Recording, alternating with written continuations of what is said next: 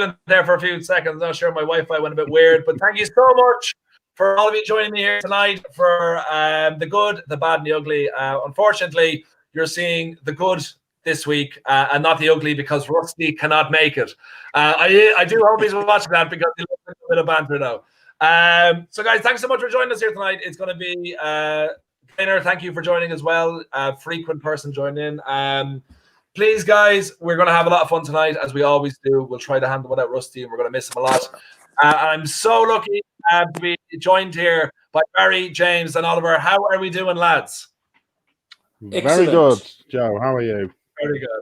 I am great, and I can smell the sarcasm because there is no reason we should all be good after yesterday's fucking dismal performance, which I'm sure we will touch upon, as we always do.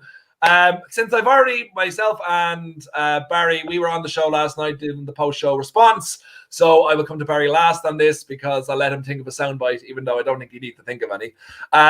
So I'm going to go, Oliver, we're going to go with you first. Give us your first thoughts on what happened yesterday. Well, yesterday was just, that's one of those times where it's all right to be pissed off at Ollie, I think. No idea why Scott McTominay was on the pitch in that formation. I don't think he works there, to be honest with you. You could tell when he sort of got forward, which he had to in that formation, that's part of that role. He didn't have the inventiveness that's needed. I think a Fred would have worked much better there. You could tell when he introduced Matic, he should have left Fred on, put Fred on the right, Then you get some sort of, decent passing range, try and make a few things happen, not be afraid to get forward and do a pass, have a shot.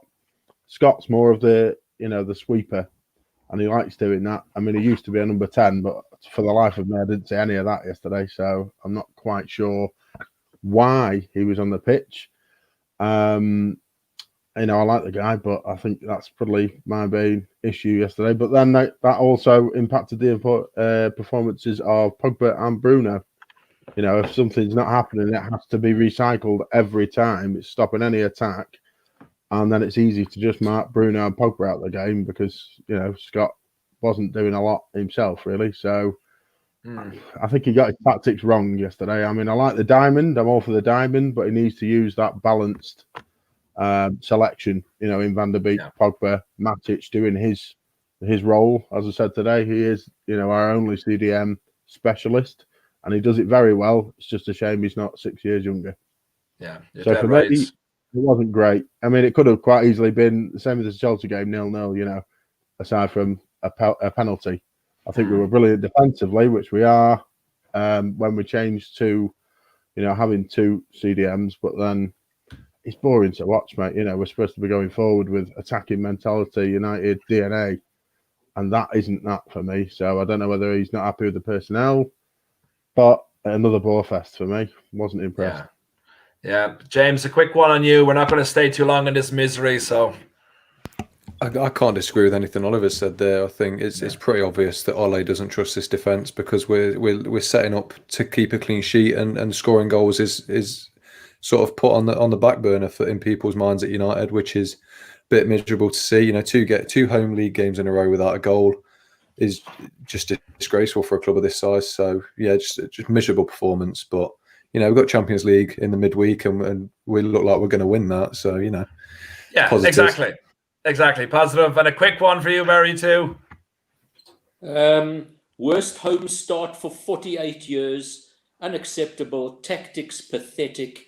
No players stepping up to the plate. Spineless, useless performance. What else can I say? Let's move Perfect. on.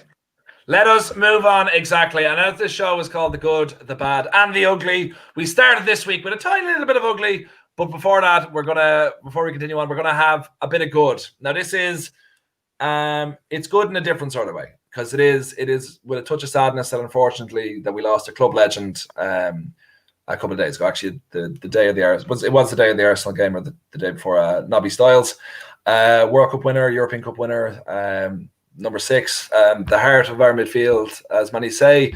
I was like, I grew up, and my dad said to me before I came on tonight, he said, make sure you talk about Nobby. And I was like, his name was different, Nobby Stiles. It always kind of stuck with me. But then you look into him, and I saw the photographs, the famous photographs when they were lifting the World Cup and he had the teeth missing Teeth and in stuff one like hand. that. Yeah, Stuck in one in hand, the- the cup in the other. Brilliant. And I remember Brian Clough saying that he won the nation's hearts by his sheer enthusiasm in that. And I remember John Giles, another ex-Red, he is and a legendary Irish player. He was, for those who know him or those who don't, he is Nobby Stiles' brother-in-law.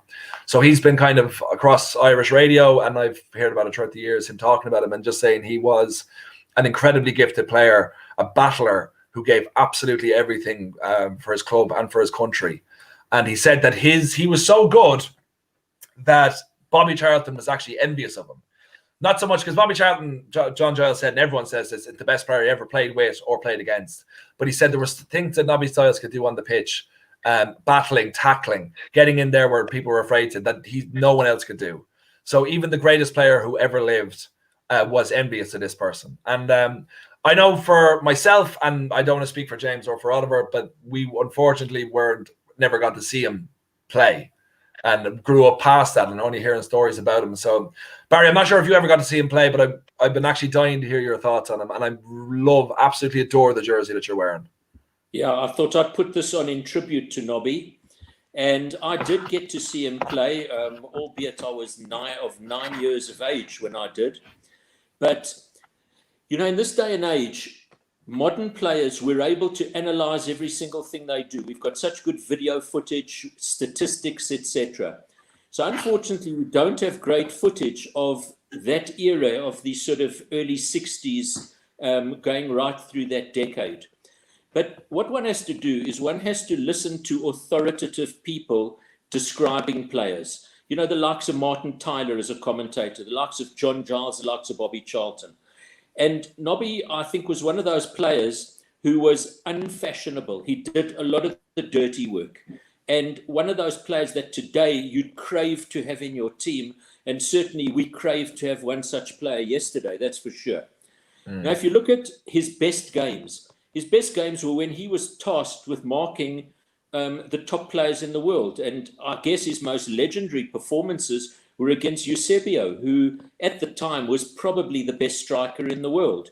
And Nobby marked him out the game when England played Portugal in the World Cup semi-final in 66. He marked him out the game in 68 when we played Benfica in the European Cup final, although Eusebio did get a sniffer goal where Alex Stepney saved very well. But he was small of stature, but a giant of a human being. And if you think about it, he played in a defensive role. Now, if you look at the man, the modern day defender, the modern day centre back is a huge hulking, bruising guy. You know, in those days, you had big lads. He used to partner Bill Foulkes in the centre of defence, but he was tasked at breaking up play. And I think he's the type of player that opposition players dreaded playing against. And he was such a valued member of the team. And of course, there are not many players who have won, and certainly English players, winning World Cup and European Cup medals. For those aficionados, they might throw into the mix that Ian Callaghan of Liverpool also did that, but he never played in the World Cup. He was a member of the squad. So it's really Nobby and Sir Bobby that were the winners of those medals. And, you know, what a fitting tribute to the guy. And I think it's just so sad that later in his life, he had to auction off those medals to make ends meet. But that, I guess, is a topic of another discussion. And certainly, if we look at the United team in the 1960s, he was integral to that side. They could not function without him. He was an automatic selection. 395 games for United, 19 goals, so not a very big goal scorer. But boy, he used to break up play and give the ball to the more skillful players. So, you know, the modern day sort of midfield destroyer or protecting of the back four, that was Nobby Stiles. Yeah, absolutely. Rusty has popped in just to say, just popping in quickly, lads, to say, have a good one, Nobby Stiles' heart. Absolutely. And Alan as well. Thanks so much, Alan. Guys, bring your tributes in the comments, please. Leave all your thoughts and everything. For James and Ollie, it's mostly in the same boat as me. I don't know if one of you want to go first, or if any of you got any insights or thoughts on what Nobby Stiles. Well, I mean, I just want to throw in. Obviously, I didn't get to see him play. Just what we've seen on clips, and as Barry said, there's a great men of football talking about him, but it's with such endearment, that he really was a special player. I mean, I did a bit of reading on him, after I found out the other day, and it's like you said, Joe. It's one of those names that sticks in the mind. Yeah. I mean, obviously being a United legend, but some of the stuff. I mean, tougher times anyway. Sort of nationally, worldwide. But I mean, the lad, proper Manc lad, born in the what was it, the cellar of his house during an air raid. Set him up to be a tough little fucker. But not only that, obviously false teeth. Especially at a time when you weren't getting picked, you weren't getting into the teams, you weren't getting into the academies. If you were small, they must have seen something decent in him because he wasn't the biggest lad, And not only that, found out that apparently he wore really thick contact lenses. I mean, I struggle to put them in now. Imagine what they were like back in the day. Jam jars poking in. Yeah. But, and then to play with that tenacity and keen on point with with massive contact lenses in. Yeah. You've got to take your hat off to him. I mean, what a proper legend of the game. Yeah. And it's just every detail that you keep reading. Like Barry said, I found out that he'd done 2 of his best performances against Eusebio. Now that's a properly classic legend player. And he must have hated playing against him because he didn't get a second on the ball.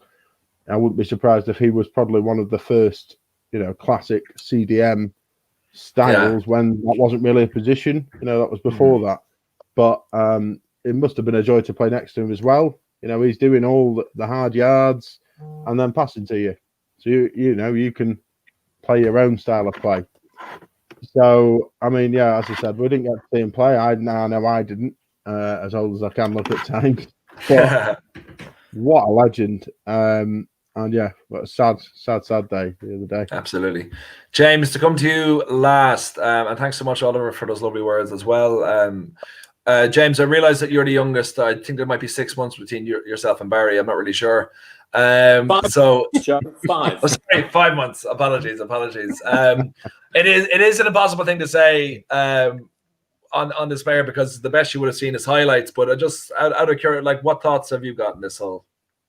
Well, I'm not sure I can really follow up those 2 tributes because they were brilliant. But I say I'm not even 20 yet, so I've never even been close to being able to watch him. But what I will say is the respect I have for him is immeasurable. To go that unnoticed and to be such a big part of the group that made Manchester United the club that they are today, and what made them the club that I grew up falling in love with.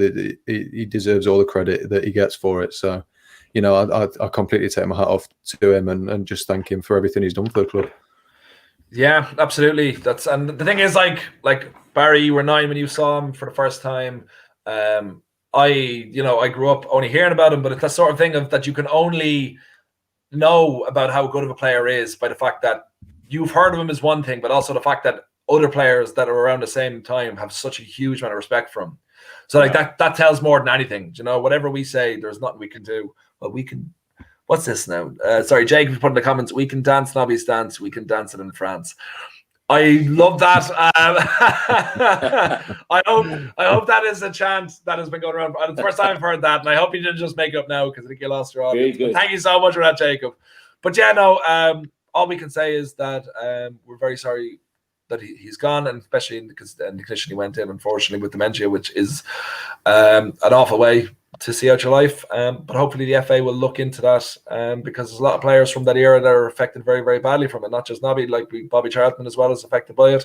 Not that nature of the show, we're not talking about that now, but hopefully that will be something that comes into the limelight because there was a lot of footballers from that era who aren't being taken care of properly. As Barry said, he had to sell his medals to take care of himself. So hopefully for the future. Yeah, they bought them. They did. But the fact that he had to do it. Yeah, so United did do it. Yeah, so well, no, wounded still, yeah.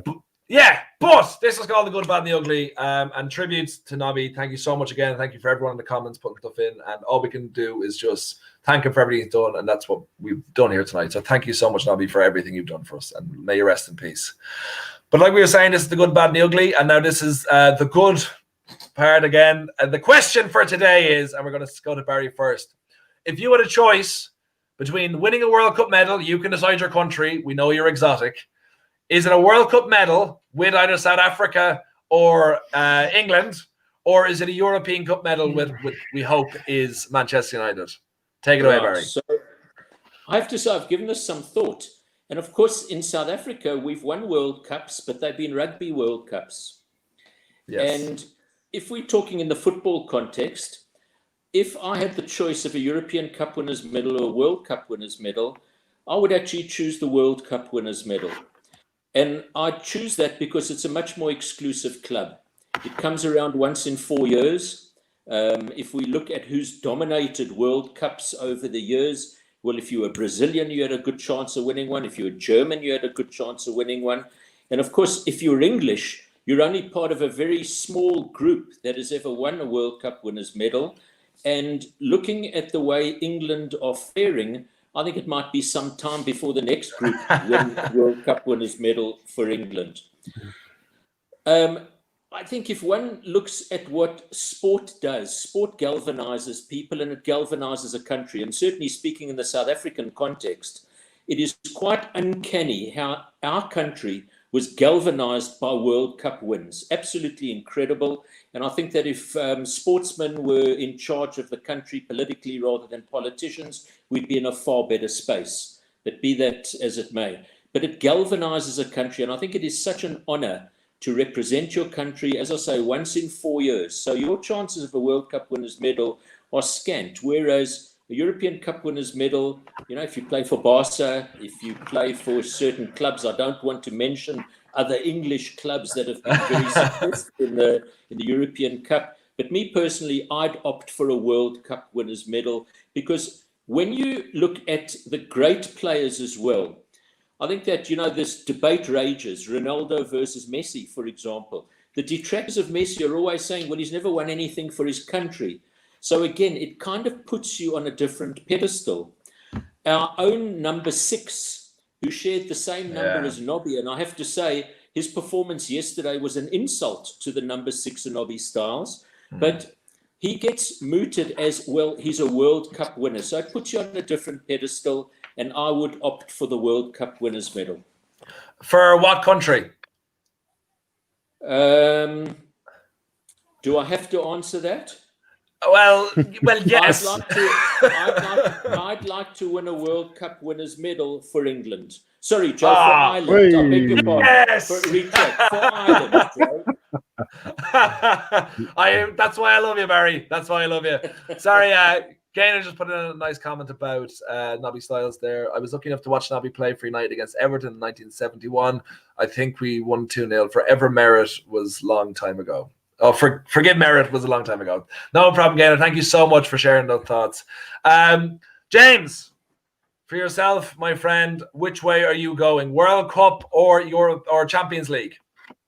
I'm going to have to agree with Barry and go for a World Cup. I think, you know, just because if I was to win a Champions League with United right now, that would mean at least 3 more years of Ole. It would mean a big paycheck to the Glazers.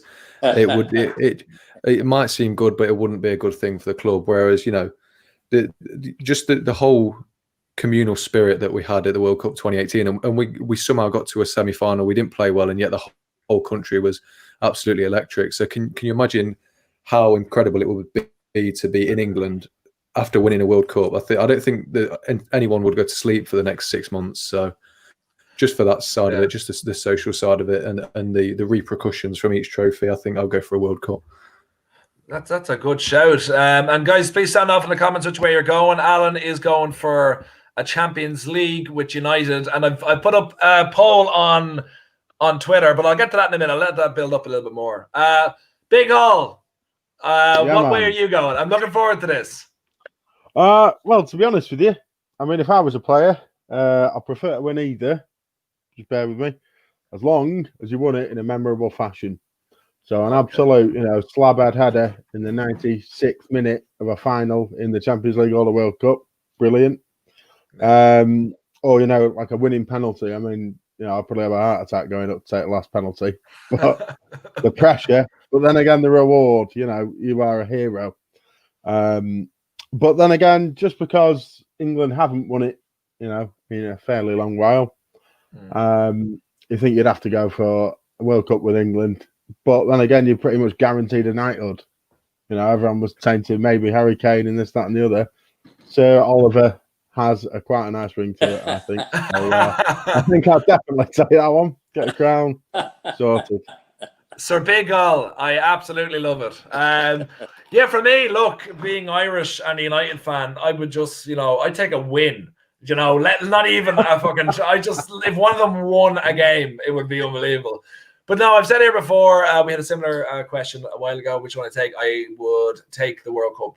I qualified for a World Cup. The country, the whole of Ireland goes absolutely insane every time we even look like we're going to do anything slightly impressive. So for the fact if we won a World Cup, there would be like mass hysteria. Like there'd be 9 months later, there'd be double the population because everyone would get their hole that night. Like it would just be madness. I would actually fear for my country's safety if we won the World Cup. Like we got to the quarterfinals in 1990 and people are still hungover from that. So like if we actually won it, there would be no survivors. So I fear. I think for safety, I should say the Champions League because we're kind of used to that. But I have to say World Cup with Ireland, even though there'll be no survivors. So I put it up on Twitter there a little while ago. We're 76 votes in with 40 minutes left. It is 63% of people would pick the Champions League over the World Cup. And it just hit me why, because I'm doing it on a Man United fan Twitter site. So like that might be why they're kind of leaning that way. No, yeah, United. They'll be going like, what this fucking Egypt saying? You'd be right. Cool, we're gonna keep this going. That was the good with I think was it a clean sweep of World Cups there? Was it? Sorry. I think so. Yeah, 4 out of 4. 4 out of 4. Not too bad. Not too bad. So next up we have what do we have next? We have the bad. Oh, this is really bad. This is really bad. We have to talk about it, Yeah, unfortunately, I think if we all just do a moan at the same time, Ben will be happy enough with that. We can just move on because it's absolute misery. All right. So as we know, the inconsistency at Old Trafford has been like of titanic proportion. I think I used that reference last night as well. Yesterday we covered at the beginning how bad the game was, but the last couple of games we've had against Arsenal, PSG, Leipzig, Chelsea, and Newcastle, I think have all had very different lineups with somewhat different personnel, maybe 6 or 7 people there constantly, but a bit of different personnel. So what needs to change, basically? What's your, what formation would you guys go for? Barry, I'll come to you first. That you think will get the best out of these players? All right. Well, in answer to your question, what needs to change? The owners, the board, the personnel, everything. But be that as it may. In terms of formation, I'm not a master tactician. I would rely on a good coach to do that. But seemingly he seems to be floundering, so maybe we need to help him. I don't know that one can play the same formation in every game, but I think that if you start off with a particular formation and it's not working, you need to have a plan B. And I'm afraid that we're not getting much of a plan B. If I look at what's worked best, if I look at current form, I would play a 3-5-2 formation. Do you want me to name the players? Yeah, go for it quickly, Barry. Go on. Right, so I'd have David de Gea in goals. My back three would be Tuanzebe, Maguire, and Shaw. The 5 across the middle using 2 wing backs. I'd have Wan-Bissaka on the right. I'd have Alex Telles on the left. And my 3 midfielders, or the 3 making up the 5, I'd have Matic, I would have Bruno, and I would have Donny van der Beek. And up front, I would have Rashford and Martial. That would be my current first 11. Okay, cool. That's a pretty strong 11, a pretty strong formation. James, where do you come in with that? I'd stick with this diamond for the time being. I think I'd go De Gea in goal, Wan-Bissaka right back. I think I couldn't say centre backs because if Tuanzebe's fit, then you've got to try and shoehorn him in there somewhere. But for the sake of consistency, we'll go Maguire and Lindelof as centre backs, just because I don't think Tuanzebe will fit all year. But Tellez obviously left back to provide that width, and then either Matic or Fred holding, maybe McTominay, but I just don't see that, that Premier League winning sort of level ability there. Not that the other two have it. I just think he's lacking the most. And then I'd play Van der Beek on the left of the diamond, Bruno on the right, because you need players who are willing to press and willing to track back in those positions, and Pogba just doesn't offer that. So I'd put Pogba in that hole in front of them down the middle, because the closer he is to goal, the more it will affect you. That's where he played in that for initial run under Ole Gunnar Solskjaer, and he got like double digits in goal involvements in just the end of the season. So you can't deny that he would be good there. And then I think I'd go Martial and Rashford up front, just because I'm a bit cautious of overplaying Greenwood, because knowing how look, there's a long-term injury just around the corner for him. So I'll probably go with that. Yeah, that's fair. And guys, please sound off in the comments what your idea is. We're getting a couple in. Jacob is saying Fred, Scott, Shaw, and AWB, my main concerns week in, week out. I don't know why Aaron Wan-Bissaka would be a concern. Is literally the best defensive right back in the world. Come fight me if you disagree. But yeah, completely understand about Fred, Scott, McTominay, and Shaw. But luckily, we have alternatives for all of them. And Tellez is, once he gets over what he has, then we're hopefully sorted over that side. 4-3-3 with Maguire. What? 4-3-3 with Maguire as a CDM and he was a midfielder. To be fair to him. When? How long ago was that? With Wigan. Oh, there you go. Okay. Thank you. Okay, Jacob. Sorry, doesn't attack enough, but give me one person who is going to replace that, please. Ollie, we're going to come to you now. Give us your thoughts. Well, I mean, with the current players that we've got, I think we're very limited to what we can do properly. But I'd have gone for a 4-2-2-2. And then a lot more work rate. Obviously, one of the back front two dropping in, make a 4-2-3-1 at times. A lot more passing from the centre backs. So I went De Gea, Wan-Bissaka / Williams, Tuanzebe or Lindelof. Maguire is going to start if he is fit. So we've all got to make our peace with that. Shaw or Tellez at left back. And then Bruno, Fred, or Matic and Pogba. Working that too, and then obviously with license to go forward. Yeah. But in this formation, you'd need to make use of long diagonal passing from the likes of Maguire, who can do it. And I've not seen a lot of Tuanzebe's passing ability, but all the top teams in Europe are doing that, because that is, that's how football's evolved. So obviously with 3 targets to go at, so Greenwood, Diallo when he comes on the right, Rashford, Tellez, or James on the left. I know, sacrilege, but yeah, I'm going to say a lot of people are probably. He has to play sometime, mate. Oliver, you've named about 20 players. There's no action. I'm giving options, so it works. Because God forbid, if we had to stick with this one formation all season long, it's going to have some of these shitters, sneaking in. But yeah, I think that would work for me with what we have. Obviously, I'd love to see Upamecano with his passing, whether you saw that. I mean, that guy's got a silky left foot, hasn't he? Yeah. Brilliant. But yeah, and then maybe another specialist, Dennis Zakaria or Ndidi, to actually do that role. Because, Matic, as much as I'd love to have him in his prime, it's not enough. He's 100 years old. He's 1.5 games, then he's out for 3 games.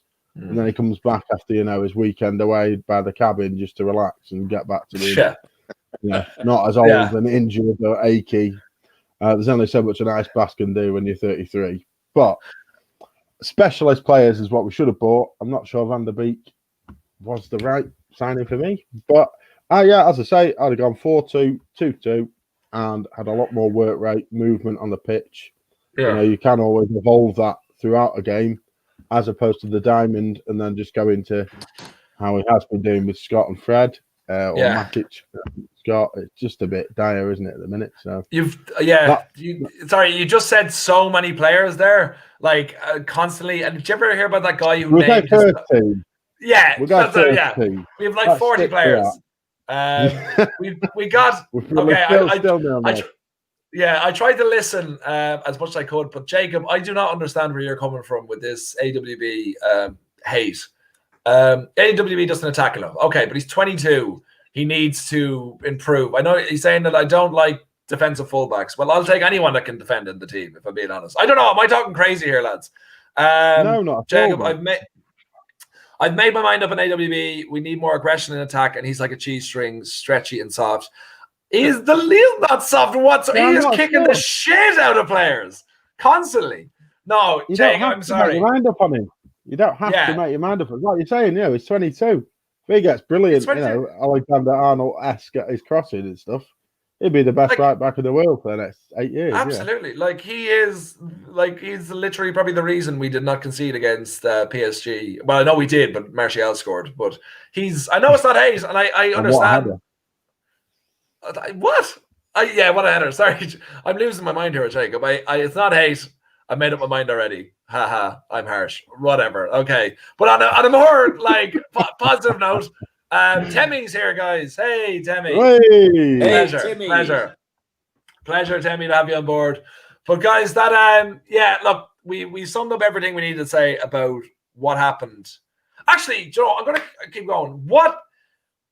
Why did we beat Leipzig 5-0 and then lose to Arsenal so limpingly 1-0? Why? And both at Old Trafford. Wrong players, mate. Wrong players in the wrong positions. That's literally it. It's caused more work rate for other players. Easier to defend against if it's weak on one side. So I think Van der Beek did a brilliantly job, at the tip of the diamond. Yeah. I'm not sure Bruno, with all the extra work he has to do, dropping back, quick decisions. That diamond is more suited to the more balanced midfield that Karthik said the other day. Everyone has their task and they do it well. I wasn't expecting Fred to be quite as good at the sort of left mid, but he was brilliant. And I think because of that, it gave us options. He didn't have to go down one side. I think so. For me, it was the wrong players. Go for it, Barry.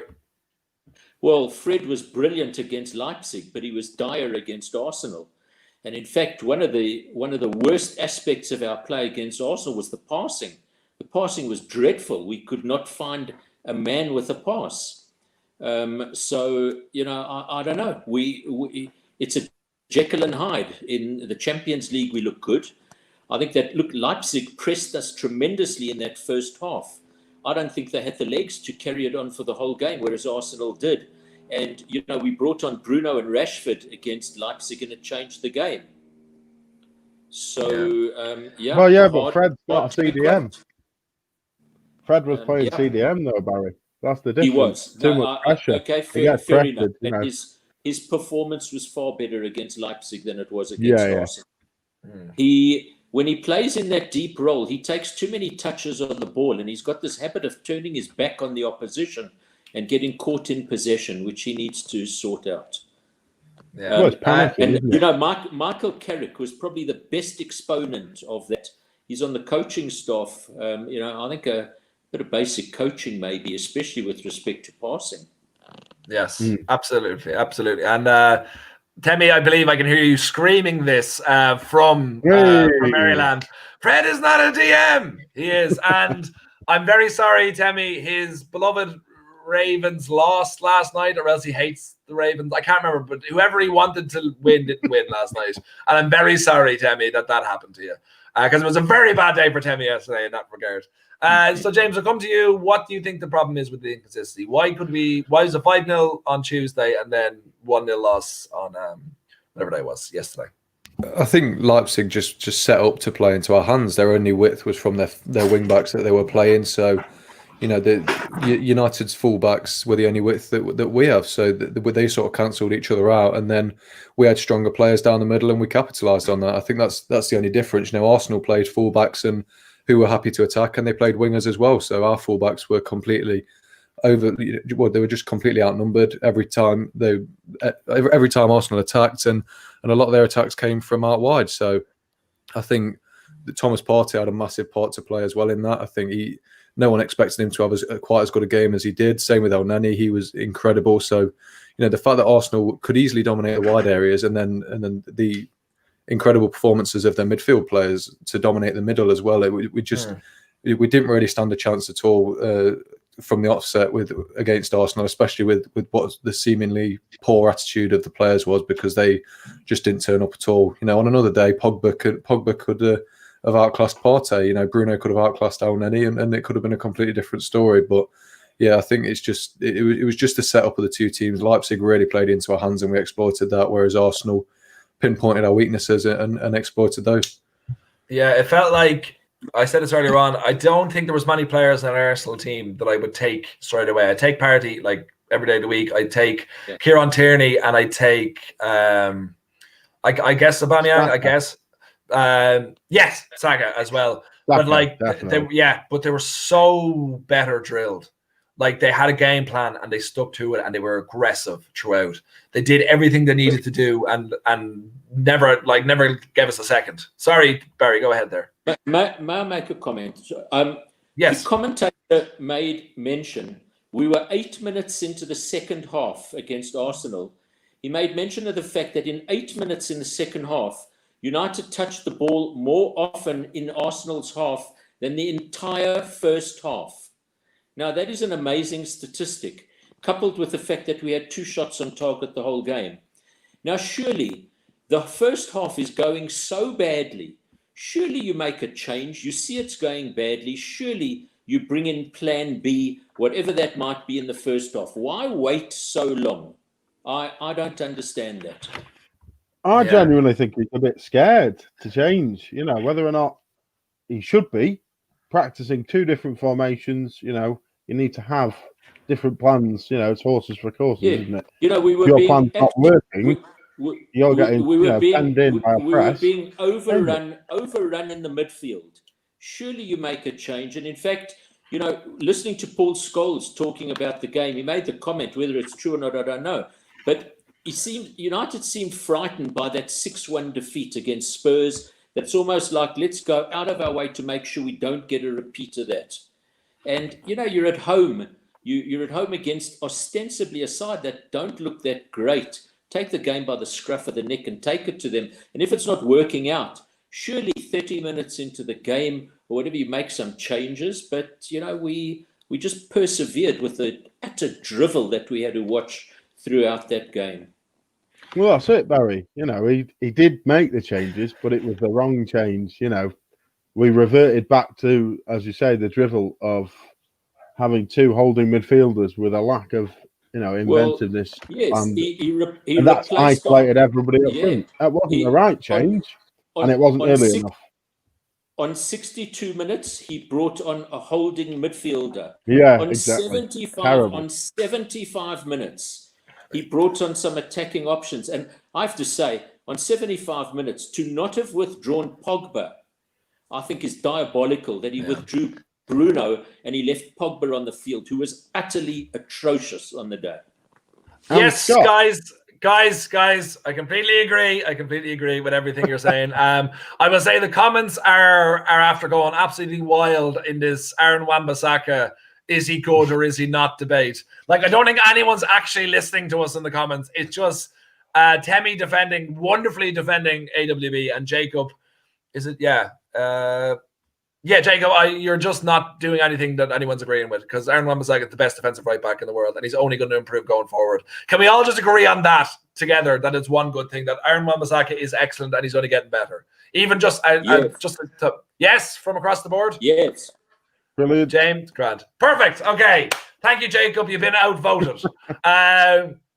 So we've done the good, we've done the bad. Now it's for the ugly, okay, which is always the most interesting part of this whole thing, okay? So this is what Rusty has sent on to me, all right, about a gamble, all right? A Spurs fan once wanted to impress his new... This is a completely true story, and I absolutely love it, okay? A Spurs fan once wanted to impress his new girlfriend, so bet his mortgage on a shorts odd wager when they led Man United 3-0 at halftime. Can anyone remember what happened at the end of that game? Of course. Was it 5-3, 4-3? It turned around and to be 5-3 to United. I cannot imagine going home to that. He couldn't imagine going home to that because he definitely got kicked out of his house. Do you guys know who scored the 5 goals? Oh, let me see. I know Veron, Beckham, Van Nistelrooy, Lauren Blanc, and Paul Scholes. I'll say. No, Andrew Cole scored the first goal of the. Yes, but the other 4 were right, Joe. Yes, there we go. You know, that close enough for me. Yeah, that's a memory.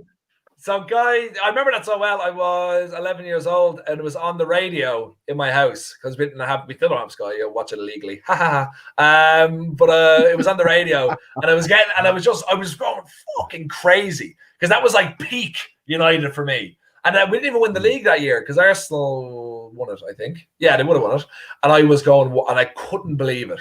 And it was kind of like a crackly radio, so I wasn't sure if it was like telling me the truth or not because I couldn't hear it properly. But by the end of it, I was elated. And James, you weren't even alive. Depressing. So we are discussing our favorite comebacks, or I guess they're all going to be our favorite comebacks for United. And of course, the Champions League win, the 2-1 against Bayern Munich. No one's allowed to say that, okay? Because that is like gold dust for all of us, all right? So what is your favorite comeback? Please say it in the comments as well, whatever they are. And yeah, we're going to start with you, Barry. What is your favorite comeback for Man United? So my favorite comeback for United goes back to 1968. Oh, wow. European Cup semi-final against Real Madrid. The first leg, United won 1-0 at Old Trafford, cracking goal from George Best. And the second leg was played at the Bernabeu in excess of 100,000 spectators. And in the first half, things went terribly wrong for United. And United found themselves 3-1 down. Our only goal coming from an own goal. Now, Real Madrid at that stage were a force to be reckoned with. They had some magnificent players, and odds on they were going to get to the final. Now, of course, you're in a hostile environment, and, well, can you come back from that? So it is said that the halftime team talk, Sir Matt reminded the team that they were only 1 goal behind on aggregate, and lo and behold, United scored 2 goals in the second half without reply from Real Madrid, the first of which was a sort of scrambled effort by David Sadler, after good work by the one and only George Best. And the winning goal, really storybook stuff, because it came from the most unlikely source in the team, namely Bill Foulkes. So again, good work by George Best. The ball centered into the middle of the box, and Bill Foulkes, what was he doing in the Real Madrid penalty box? And he got the equalizer. So 3-3 on the night. We went through 4-3 on aggregate. And it's a story, it's a fairy tale, because just 10 years before was the ravages of the Munich air crash, which happened on, with United venturing into Europe, where a lot of clubs didn't want to venture. And really it became the holy grail for the club. We won that semi-final, of course, went on to win the final. So for me, that's the greatest comeback by United. That is a great shout. And like everyone here watching, I remember that very, very well. We're getting a couple of great comments as well, guys. Keep them coming in. We're absolutely loving this. We want as much interaction as possible. We've got Palace 2 down. Matic last minute winner, won me £1,300. I remember that. That was 2 years ago. I remember that game so well because I don't know if you guys have seen any of my short films. It was I have one coming out by Joe O'Neill. Check it out if you haven't seen already. And I remember, like, whenever there's a game coming up, and for United playing Liverpool, I make sure I re-release that again. And I remember watching this game and getting so pissed off because United were 2-0 down, because I was like, I can't release it because I have to release it at the best time. If United lose 2-0 to Palace, that's anyone will talk about. They won't care about the Liverpool game. And then United came back and won. I was like, yes. But then everyone spoke about the comeback for 2 days. And I was like, shit. Why couldn't we just win 1-0 or 2-0 so we can just move on to the Liverpool game straight away and it could be all about me again? But still, all that matters is that we won the game, I guess. And if you haven't checked out my video, check it out now. Thanks very much, or after this video is finished.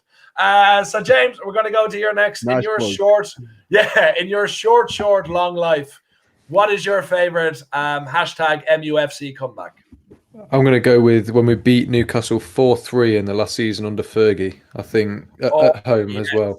It was I never had Sky or anything like that growing up, so it was one of the only pubs. It was one of the only games I went to watch at the pub as a kid. It was age about 13 at the time, and it just we went down 1-0, got it back to 1-1, went down 2-1, got it back to 2-2, went down 3-2 at home, and then somehow I think Javier Hernandez scored the winner for us. It was proper ridiculous Javier Hernandez scrappy goal that gave us the win in the end, and I think that it put us about 9 points clear at that point as well. So at that point, I was in a pub full of United fans, watching that comeback, thinking the league's secured now. There's not been many better feelings than that in my, as you say, short career as a United fan.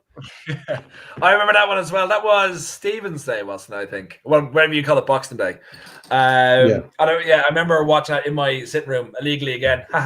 And just that come again because we kept on going 1-0 and then 1-1 and then and Johnny Evans scored an own goal as well. I think he scored as well for us. I think he got one and got one the other end, and that just summed up Fergie's final season. We were down, but we were never beaten. And my fucking God, but I do to have that back. Big Ol. Yes, mate. So, best thing about a comeback, is that old United fighting spirit. So, I think more than staring defeat in the face 3-4-0 down, the best memory I have of us constantly coming back was when we beat City 4-3.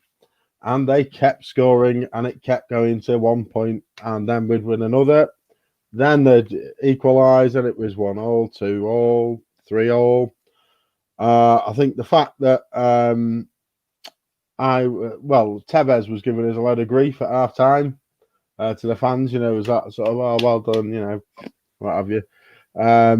And the fact that Craig Bellamy scored twice against us, and everyone hates Craig Bellamy, unless you're a Liverpool fan. And you still hate him just a little bit because he is a bit of a knob. But, we were that 96th minute winner. Absolutely, probably one of the best moments I've enjoyed as a United fan. Even though, yes, it was also a former Liverpool player that scored it, Michael Owen. But, we were sat in a pub and it was, I think there was about 50 City fans all sat in a room upstairs watching it on a big screen. And then about 100 United fans downstairs. So you could keep hearing, the cheers from upstairs when it was, 1-1 or 2-1 or 3-1. To win on that last, I think it was past extra time, wasn't it? It was 94 minutes. Should have been the end of the game. 96-minute winner was immense. I mean, the whole pub erupted, and then you can imagine what happened next when they all came downstairs. But brilliant game, absolutely brilliant game. And I think it's more as we said, not staring defeat in the face and coming back. It was the fact they kept going and kept going past the final whistle. I think that's what I miss a bit about us at the minute. It doesn't seem to be that grit and determination and the passion. But hey ho, hopefully times will come back. Yeah, you're absolutely dead right. Mine is yes. Go ahead. Can I give two honourable mentions? Absolutely. I would give an honourable mention to the 92-93 season where Steve Bruce scored 2 headers in Fergie time against Sheffield Wednesday, and to see Fergie and Brian Kidd running onto the field going ballistic. That was a good one. And the other one was Kiko Makeda's winner against Aston Villa. Was also a cracker. Those were great moments. So anybody who hasn't seen those, get onto YouTube and watch those. They're brilliant. Oh, Jesus Christ. Every time I watch them now, it brings shivers down my spine. What, across the board, was there ever a game you were at where you had an epic comeback like that? Barry, you've probably been at every game since man was born. Myself, unfortunately, my living 6,000 miles away from Old Trafford, it's a bit of a mission to get there, and it's not the cheapest excursion.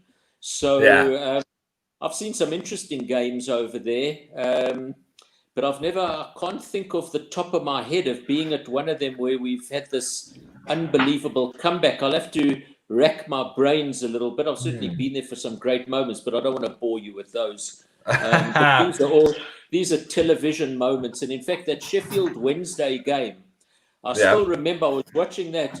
My wife was visiting the neighbours across the road, and she came running back into the house. She thought I was being murdered. I went so ballistic. So that was unbelievable. And a similar thing in the complex in which I live, when Giggsy got the sublime goal against Arsenal in the semi-final replay, the guys in security thought that somebody was robbing our house because I went absolutely crazy, as we as United fans tend to do. So all these are just magical moments over the years. There's so many of them. Yeah, absolutely. Guys, James or All, were you at any there live for a comeback? Palace game. I mean, it wasn't for much. It was 3 points, which didn't turn out to be, very important. But, any comeback you're at watching live, at Old Trafford, it's just brilliant. At the whole Stretford end bouncing up and down. I mean, I don't know whether that just shows we need a bit more restructuring of that stand, because it was but yeah, I mean, brilliant. But as I say, I've not been at an important one thus far. James, for yourself?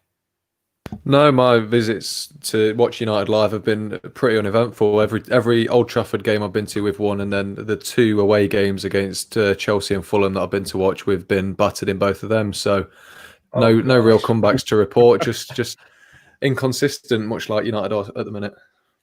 Well, that's consistently inconsistent. Yeah, I've been at I guess a comeback live. I was at the League Cup final in 2017, when it was more of a Southampton comeback, and then we rescued it at the end when Ibras scored twice, and then Jay Lings scored the second goal, and then they came back through Gabby and Dealey, and we eventually got in the end when Ibra got the header in.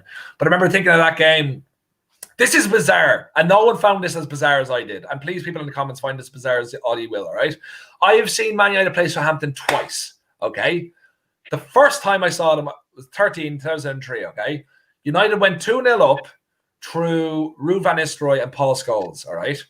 Then Southampton came back in the first half through goals from Kevin Phillips, scoring twice, okay? And then late in the game, Van Nistelrooy scored to make it 3-2. And that exact game happened when I saw them again, okay? When I saw the League Cup final.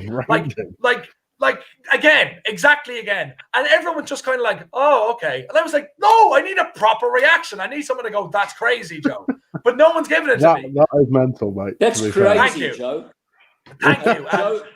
Talking of United versus Southampton, I was at the game when we had a 3-3 draw when Taibbi let the ball through his legs. Oh, my God, yes. And I was at another game where we beat them when Diego Forlan scored, and he took his shirt off and he couldn't unravel it. He ran back onto the field shirtless. I remember Those were interesting games against Southampton. Yeah, we do have interesting games against them. But to finish on my one, I've got on my actual favourite comeback. Kind of a comeback, but it was a lot on the line. It was in the treble year, and I know this one so well because it has one of my favourite goals ever in it. Was final game of the season at home against Spurs, 1999, where we went 1-0 down through, I can't remember who scored for them, but I remember Beck scored for us. Les Ferdinand, where he lobbed it over Schmeichel. Schmeichel was off his line, and I remember him running, and just the silence. And I remember, because in the treble video, they had, who was it? They had they interviewed Spurs fans, and they were like, yeah, I've never sat there wanting my team to lose, because if Spurs won, Arsenal won the league. Yeah. And I remember Beck scored, but I remember Andy Cole's goal, like I can see that in my mind so plainly every time. When it comes over his head, he takes it down with his right foot. It comes too close for him, and he adjusts his body and puts it over Ian Walker. And just, for me, outside of obviously the iconic ones, like that is probably the most underrated comeback, because we won the league that day from that comeback at home against Spurs. So for me, that is a classic. But guys, that is our show for today. Thank you so much for joining us. Regular programming will be back. Rusty will be back next week, and make sure to find him, follow him at Stretford_10. Give him love and say that we missed them. Please, everyone, contact him. And we're going to go people to people. Give yourself a plug. Where people can find you. So Barry, where can people find you? On Twitter at DocUnited, and if you're on Facebook, what I started doing over the lockdown in South Africa here, we are now about 220 days into various forms of lockdown. I've posted an item of memorabilia every single day. So if you're interested, look on my Facebook page for that. Perfect. And they are very, very great. Your videos, I watch them a lot. James, go for it. Your turn. Yeah, on Twitter, the handle's underneath me, J-Rees Journo, and then check out the One United podcast if you fancy it. Got some good guests on there, so check that out if you fancy. Nice one. And even if they don't fancy it, James, you have to be more aggressive. Tell them to watch it. Even if there's like people dying around them, tell them to fuck that and watch your show and listen to your podcast. All right. Will do. So you're next too time. polite. Yeah, next time. Oliver, take it away. Yeah, just give us a follow on Twitter at Oliver Chadwick 9. Solid opinions and a little bit of shithousery thrown in there for good banter. For good banter. Sorry, someone there with a nice little comment. Thank you very much, Jim B. Great show, guys. Thank you very much.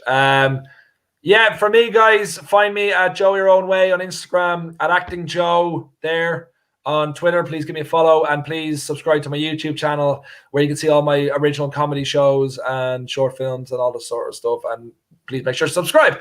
And also subscribe to Off United, like and subscribe and share and get people to watch it. But, sorry, I'll pull myself out. But yeah, that's been the show for today, guys. We have a lot more stuff coming up throughout the week. We'll have a preview of a game against Istanbul, whatever they're called, which is Wednesday night. We'll have that out tomorrow. We'll have the Off United podcast Tuesday evening, which I'm hosting. We'll have the post-show reaction on Wednesday for the Istanbul game. Then loads of other stuff during the week. That's all the stuff I can remember. There's a lot going on. So please subscribe, and tell your friends. Thanks so much for joining, guys. See you later. Cheers.